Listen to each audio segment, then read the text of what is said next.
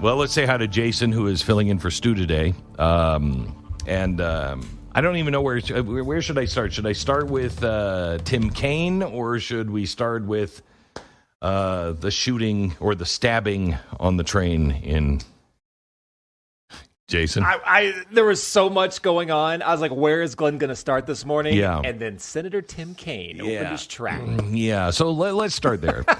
The statement that our rights do not come from our laws and our government is extremely troubling, Tim Kaine said. Most Americans understand the concept of natural rights as stated in the Declaration of Independence. The notion that our rights don't come from laws and don't come from government, but come from the Creator, that's what the Iranian government believes. That's theocratic regime that bases its rule on Sharia law and targets Sunnis, Jews, Christians, and other religious minorities. They do it because they believe they understand what natural rights are. They're from their Creator. So the statement that our rights do not come from our laws and our government is extremely troubling. This guy is a moron, an absolute moron. And I say that with love in my heart for all morons. But I mean, it doesn't take a rocket scientist to figure this one out. So Senator Kaine, let me explain this to you, because I believe you're not a moron. Maybe you are, but I believe you're not a moron. I believe you know the difference here. But it is your radical, I'm going to say it, theology and Marxism that makes you twist this, because it's exactly what the Soviet Union did. So this is a distinction that is so fundamental that if we confuse it, we lose the American dream, the American experiment. So let me explain. In Iran, under Sharia law, leaders do say that all rights come from God. Now that sounds, on the surface, exactly like what Thomas Jefferson said in the Declaration of Independence. We are endowed by our Creator. But it is not the same thing at all. In Iran, the rights are clarified and defined through clerics. They are the only ones with the authority to interpret divine law. So they will tell you, yeah, you have rights, but I mean, they have to be consistent with our understanding of God's commands. Well, now that can change. Now, wait a minute. We've inserted somebody between you and God. Your speech, it is protected unless it contradicts Islam or what the clerics say about Islam. Your party, your property, you have a right to property so long as the state's jurists agree that it serves the religious order. Otherwise, you don't have that right. Your life, it's secure unless you break any of the subscribed codes. Rights exist in Iran. They're just conditional. They're granted through obedience. They're not inherent to your humanity. Man is endowed by their Creator. We own the rights. This is what the word inalienable means. No one can take them from us. No government, no cleric, no priest, no pastor. No one can take away my rights. That's not the same in Iran. It is the exact opposite. In fact, you don't have to go to Iran to find this. In the constitutions of the Soviet Union, so let me go to Marxism. Marxism is a godless society, right? So how could you possibly say you have rights? Well, these rights were granted by the government. And it's exactly the same thing as the Iranian rights. In the Soviet Union, according to their multiple constitutions, you had a right to work. Every citizen guaranteed employment. You had a right to rest and leisure and vacation. You had a right to health care. You had a right to education, to housing. You had freedom of speech and press and assembly and association. You had freedom of conscience or religion. You had the right to equality. And you had the right to participate in government. Now, it is always the fine print, because if you are not endowed by your Creator with certain unchangeable, inalienable rights, who is the one making sure that those rights are the proper rights or going to the proper people. In the Soviet Union, speech and press, it only was allowed if it didn't contradict the interests of the working people or didn't contradict the building of socialism. Criticism of the party was not free speech. That was treason. So you don't really have freedom of speech.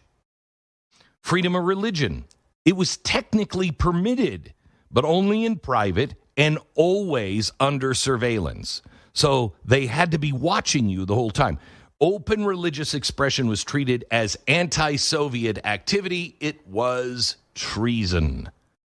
Work and housing, guaranteed, as long as you obey the system. If you were a dissident, you found yourself unemployed, blacklisted, sent to a psychiatric hospital, which was also one of the other guaranteed rights. You had the right to hospital care, and boy, a lot of people had psychiatric care that were just not psychiatric patients, but just dissidents that said, I have rights that come from God. Voting. You could vote, but only for the Communist Party's approved candidates, exactly the same as they are in Iran. You can vote, but you only get to vote on who the party, who the clerics say you can vote for. It's almost like the Democratic Party here in America. Oh, you can vote for Bernie Sanders until we say you're not going to vote for Bernie Sanders. You can vote for whomever you want. You're going to vote for Joe Biden. Well, unless the party decides to replace her in the middle of the night without your consent, and then you can vote. Of course you can vote in a free market system. You could just vote for Kamala Harris. That is the Soviet and Iranian system. Do you understand that, Tim? Do you get that yet? Rights exist, but they're conditional, granted through obedience. When Thomas Jefferson wrote in 1776 that our rights come from the laws of nature and nature's God, they didn't choose that lightly. He knew exactly what he was saying. He deliberately wove together biblical conviction along with enlightenment and reason. Nature's God, okay, that's enlightenment, and the laws of nature, that's the enlightenment, and nature's God, that's the Bible. Put them together, and the point was this.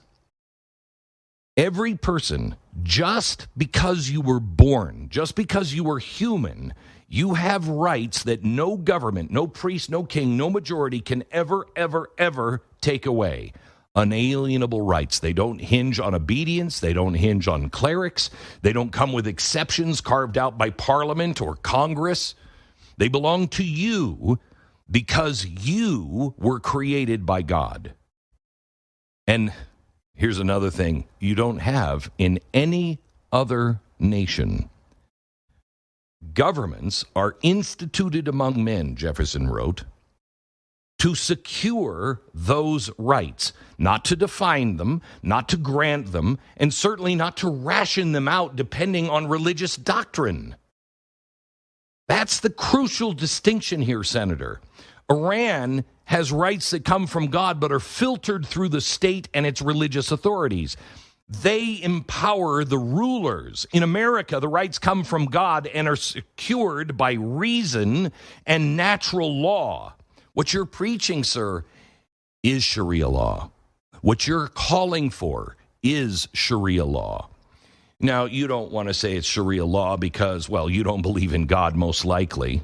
Although that God probably is very tolerable to you. You're in Minnesota. You would rather just look at it from the Soviet point of view. This is why our declaration says, whenever any form of government becomes destructive of these ends, it is the right of the people to alter or abolish it. We empower the people, not the clerics, the people. Our understanding of natural rights that come from God restrain the rulers, not the opposite. No Ayatollah in Iran is going to tell you that you have the right to abolish the cleric's rule. Nobody. Nobody in the Soviet Union or any Marxist utopia is ever going to say you have the right to abolish it. But Jefferson did, Madison did, Washington did, Franklin did, because they understood that God endowed the individual, not the government, with rights. And this is not a little quibble. It's not a theological quibble here. This is the entire ball game. If we get this one wrong, you end up with tyranny cloaked in piety.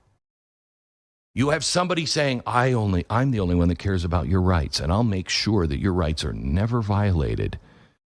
Really? Then take an oath and actually mean it, that you will protect and defend the Constitution of the United States from all foreign and domestic threats.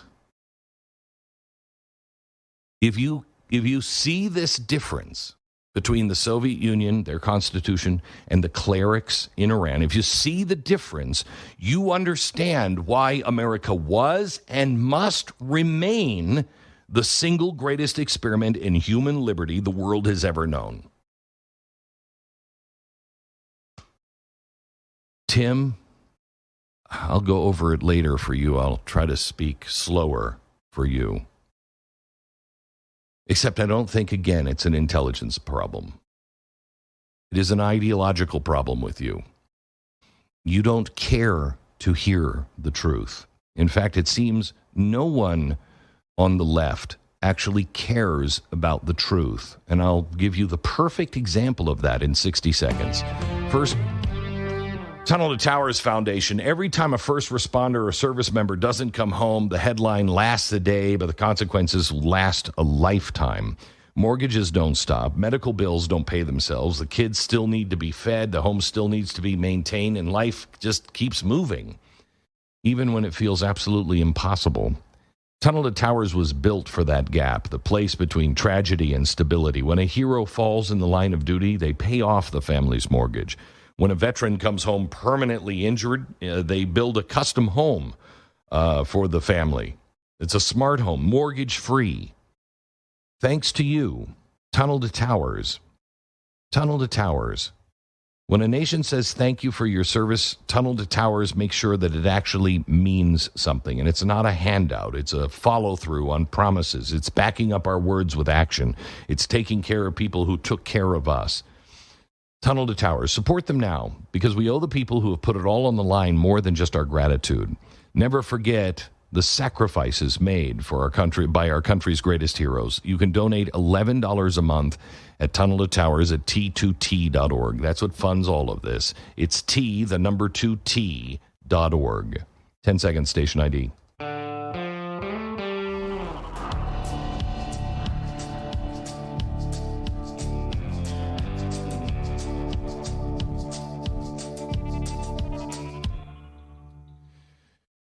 So the other thing that the press doesn't want you to think about, and the left doesn't want you to think about, is a murder, a brutal, brutal murder of the 23-year-old Ukrainian refugee. This story is almost a week old now.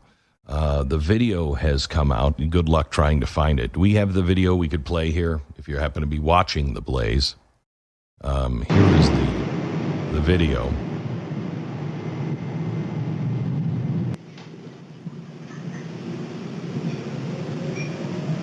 I'm not seeing it anywhere.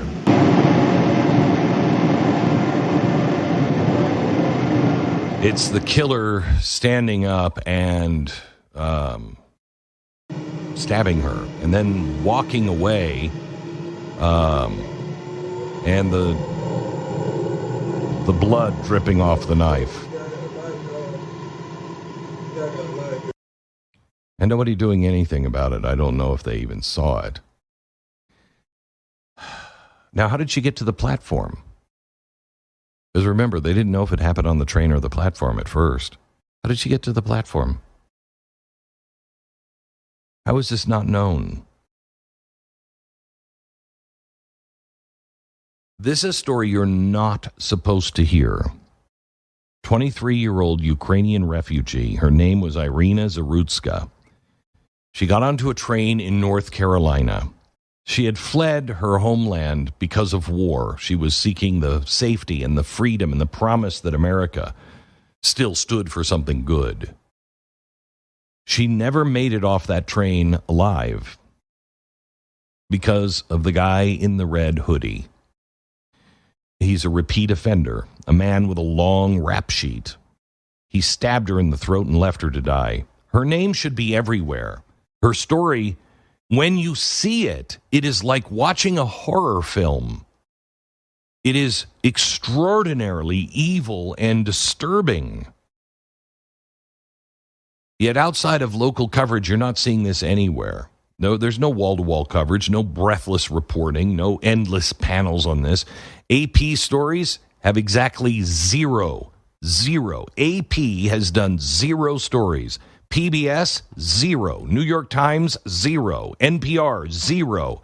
Wall Street Journal, 0. BBC, 0. CNN, 1 as of this morning. Washington Post, 0. Now let's think about this. Why is that happening? Because Iryna's story does not fit the narrative. I want you to think about this. Go back to 2020, George Floyd's death. Tragic. Absolutely. Generated tens of thousands of articles. Cities were burned. Corporations bent the knee. Media made it the moral center of the universe. Was that tragic? Was that awful? Yes. Was that something that shouldn't happen in America? Yes. But why is this one completely invisible to the legacy media? A young woman, an immigrant, a refugee, brutally loses her life on American soil. Career criminal. Silence. The reason is, and you know this, is because it brings up and makes you ask all of the wrong questions. It shines a spotlight on a justice system that keeps turning violent men loose on the streets over and over again. It reveals the double standard that screams louder than words, that some lives are politically useful, others are disposable. And what does it say about us? What does it say about America? If our media only covers deaths that advance a narrative, then truth itself has become partisan. Let me give you the headline from, what was the media? Axios. Okay, this just came out today. Axios, first story on it. Here's the headline. Stabbing video fuels MAGA's crime message. They have finally reported on this story. A week late, but they've made it into politics. You need to know this story because it is bigger than one story. We cannot live in a nation where media gatekeepers decide which tragedies are worthy of your empathy, which families get your prayers, and which stories just vanish in the dark. Every life matters in America. Remember her name, Iryna Zarutska, because the truth deserves to be louder than lies, and justice cannot depend on politics. This is Glenn Beck. So somebody breaks into your house. What is your plan? You call the police, grab the baseball bat. That's my favorite English rule. Hide in the closet and hope for the best. Here's an idea. Don't let them into your house to begin with. Easier said than done, you think. Simply Safe is not just a burglar alarm. It is a fully integrated home security system designed to prevent crime from happening in the first place. Because by the time somebody is already inside, it's too late for your peace of mind. Now you're just managing the damage. Burglars don't stick around. They're in and they're out long before the traditional systems can even catch up with anything. But Simply Safe works differently. It has sensors, it has cameras, and 24/7 monitoring built to detect trouble before it begins. And with glass break alerts, smart motion tracking, and live video verification that can alert authorities immediately, Criminals see a house with a Simply Safe sign in front, cameras and detection tech visible from the street, and they just skip it because they don't like the obstacle. It's Simply Safe. Go to simplysafe.com right now. Claim 50% off a new system at simplysafe.com/Beck. There is no safe like Simply Safe. Go to glennbeck.com for all your Glenn Beck needs, from news stories you might have missed to content you're going to love. Check out glennbeck.com today.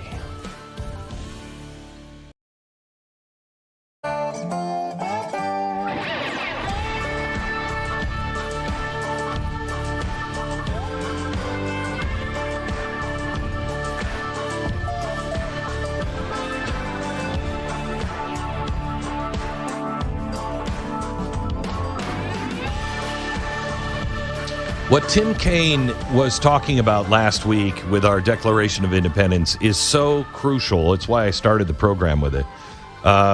If we don't have this, we don't have anything. And you have to understand that our founders came from a place to where they hated government, but they knew they needed some government. And they were trying to put together a system that made men free. This is a lens that we can't even relate to anymore, because now governments and politicians all over the world, their idea of creating laws is how do they gain more power? How can they keep you in a box more? It was the opposite of what our founders believed. And our founders believed, look, if everybody just understands that everybody has a right to say and do anything, do the things they do, and they understand civics, that with those rights come responsibilities, then we're going to be fine. But if they don't understand that, if they're not a moral society that understands moral sentiments, if they're just out for greed, they're just out for themselves, and the whole system breaks down. And that's what we have. If I have time, I want to tell you some of the things that I noticed on vacation. I was in New York, and I went by the Center for Ethical Society or something like that. And it was in a building that had to have been built around the turn of the century, so it had to have been a progressive thing. And it had a school next to it and everything else. And I thought, I wonder what the ethics are now coming out of the ethical society. I wonder what those ethics are. Because ethics are just changing. Everything is just changing under our feet because we no longer respect the ethics and the constitutional norms that created this country. And let me take you to Dearborn, Michigan. So last week, we find out that an institution, the police department, an institution sworn to uphold the Constitution, has introduced a uniform patch with Arabic script for the very first time. And it just says in Arabic, Police Department, Dearborn Police Department. That's all it says. And it's just to better connect with the population of Muslim population there in Dearborn, Michigan. And it sounds harmless. I mean, you could make that into no big deal. It's just, it's Dearborn Police. What is your problem? Well, it's not just a small gesture of outreach. It is a signal, and signals matter. For more than 2 centuries, America has been an experiment, and we used to describe it as a melting pot. You could come here from any land, speak any language, any faith, and we could come here, and if you believed in the laws and the Constitution of America, if you believed in that, and you upheld those things, we could melt together and we could create something even greater than you could even imagine. We didn't erase cultures. We elevate what unites us instead of elevating what divides us. And we don't bend our civic institutions to mirror any kind of tribal or religious identities. We don't create parallel systems of justice or identity. Now, I want you to think about history.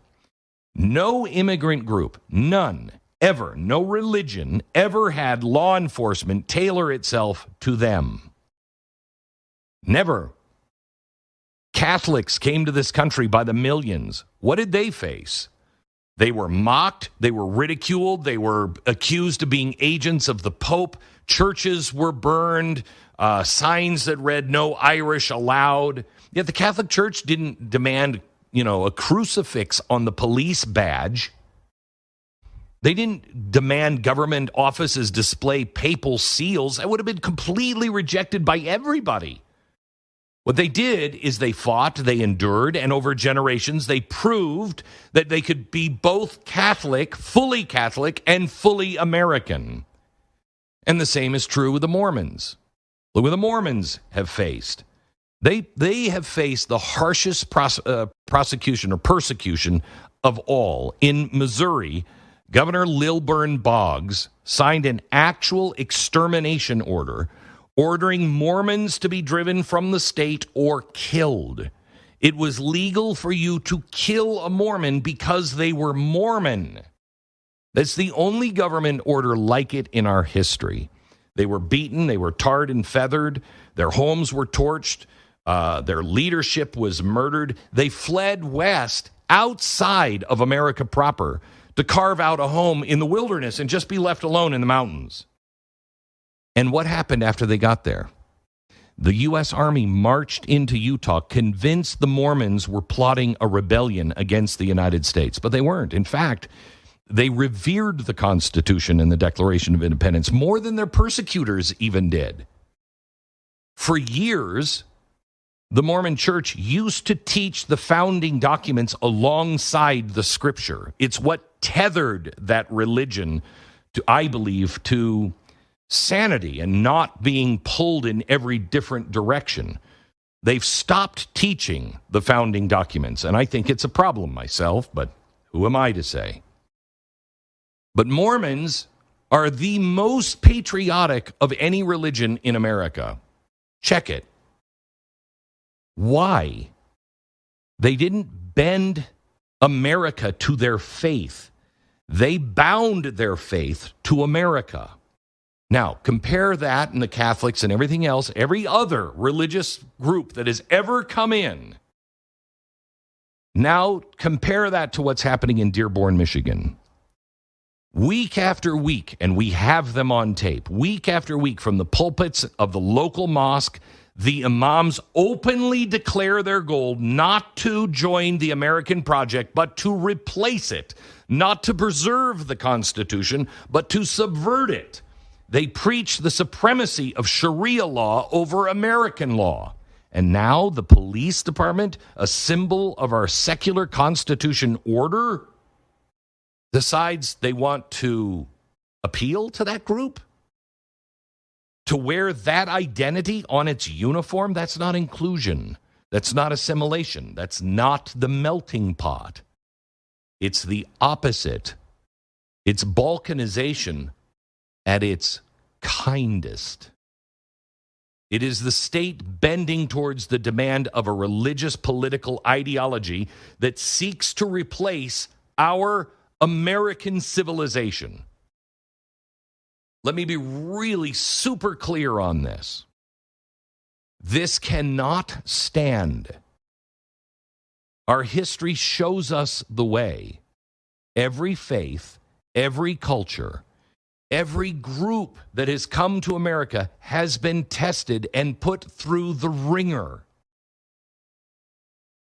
Quite honestly, I don't like it, but it has worked out for the best of all of us because we have been forced to prove, will we embrace the Constitution or will we try to replace it?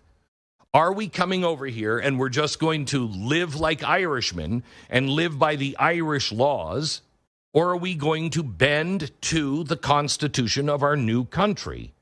Catholics embraced it. Jews embraced it. Mormons embraced it. Baptists have embraced it. Millions of immigrants from every corner on the globe have embraced it. And that's why we are who we are. If Dearborn or any other American city decides that they're going to start carving out exceptions to make government institutions bear the mark of the religion that seeks to dominate rather than integrate, we are not just forgetting our history. We are part of the unmaking of America. Because in the end, the melting pot isn't about a cheese fondue. It's not about food. It's not about festivals. It's about allegiance. Allegiance to one nation under God, not Sharia, not under Rome, not under Salt Lake City, under the Constitution. That's what the flag represents. And if we lose this, we lose America. Dearborn must not allow. They're saying this is the mayor came out on Friday and said, "Well, this is only voluntary. I mean, you could have the patch or not. We're not going to make it. We're not going to make it required. You should not make it available. You should not make it available." I'm a collector of history. I have yet to see from the Pennsylvania Dutch region the police badges that were in German. I grew up in the Seattle in the Pacific Northwest where there's a lot of Asians. I have yet to see the police badge that is in Chinese. It doesn't happen. We don't do it.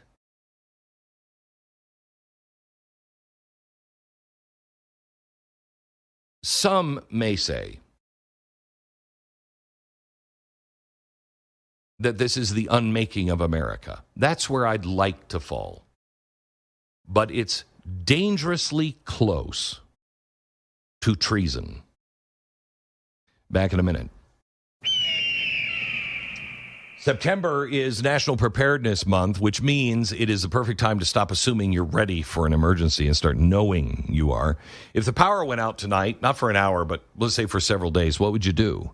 If the grocery store shelves went suddenly empty, if the ATM stopped working, if the tap went dry, how long could you take care of your family? Most people don't know, and honestly, most people don't want to even think about it, and that's why they're unprepared. But the people at My Patriot Supply are making it easier than ever to get ready, and this month they're going big. To celebrate National Preparedness Month, they've just launched their Preparedness Month Mega Kit. It includes a full year's worth of emergency food, a water filtration system that can purify nearly any source, a solar backup power unit, survival tools, and a lot more. September isn't going to last forever, and neither will this offer. Here's the best part. If you go to mypatriotsupply.com/Glenn, you can get 90 preparedness essentials totaling over $1,500 absolutely free. You just head to mypatriotsupply.com/Glenn for full details. That's mypatriotsupply.com/Glenn. Can't believe he used to be a top 40 disc jockey. But anyway, we still love him. Glenn Beck will be right back.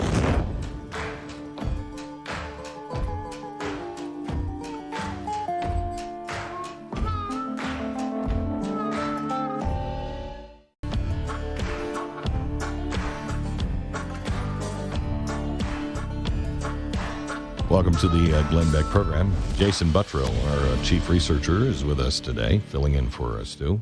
Hello, Jason. Hello, Glenn.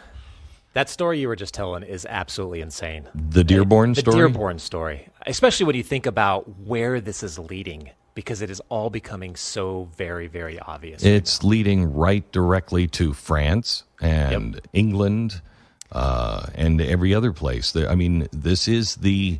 and they're saying it. We have played it on the air over and over again. They have said it from the mosques in Dearborn. They are listening to Iran, to the mullahs and the clerics in Iran. We are the great Satan, and they are here to subvert us and bring Sharia law to America. Yeah, and I mean, this is easily a month-long conversation that you just summarized up in like 20 minutes. It's absolutely nuts, because when you look at it, modern leftism does not make any sense. Everyone says it. How do you have LGBTQ groups on one side marching alongside the Islamists and the other? This makes no sense. And it makes perfect sense if you're sitting within the halls of power, because modern leftism has evolved from this workers of the world unite. You know, we are all united. Right. To Well, we're united still, but the only thing that unites us is that we're all being oppressed. But, depending on what ethnic group you're in, or depending on what gender you are, or whatever. So we're all separate in our little communities. And the only thing that drives us forward is how Our grievances are with one another. That's it. Now, where does that lead? Where does that come? Like, if you have groups that think they're being oppressed nonstop, what happens eventually? They eventually become at war with one another. Well, they have to. I mean, there was a story out of Canada, I think, where there was a parade going on, 2 parades going on. One was an Islamic Palestinian parade, and one was an LGBTQ parade. Well, one side would not share the town with the other. I wonder. Yeah, I wonder which side that was. One side said, no negotiation.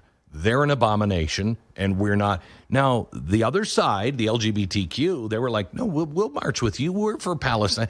You don't understand, you imbeciles. You don't understand what they're actually for. Yeah. And where this is leading, I think the perfect example is look at the UK. I've been looking at videos lately from people like Russell Brand, other personalities that are actually saying the UK is headed towards civil war. I was like, what the heck is happening? A lot of protests right now, migration, counter-protests, regular protests. A group called Palestine Action, who they were fine, I think, before they decided to break into military facilities and to face military equipment like planes. Right. Then all of a sudden, the UK government was like, oh, whoa. Yes, people like this need to be protected, and we'll arrest, people that are posting memes or what are speaking out against migration. But now this group has gone too far. So now this group has gone too far, so now we're going to designate them terrorist groups. So far as to where people that were still in this group, this ridiculous group, would wear a shirt that would say like Palestine Action on it, and then they would become arrested just for having a shirt that said Palestine Action on it. Well, free speech means nothing in the UK. Now the UK has to not only oppress people that, are putting memes on the internet because they're anti-migration, but they also now have to start oppressing people that are doing free speech on this other side, because that is the entire point of the government. They are the ones that win in the end because they are bringing down the hammer on everyone. Correct. So look, they decide. They decide how to police everything. And this goes right back to your Senator Tim Kaine comments. Yeah. Exactly. And it goes to why we have violence in the cities. It goes to North Carolina. You have to have the disruption and the disorder and the chaos. You have to have that. That way, we have to have more laws. Yep. Just enforce the laws that we have. That is the answer. Nope, not to the left, it's not. We need new and improved laws, more enlightened laws. It's a ruse, and it is the unmaking of America. This is Glenn Beck.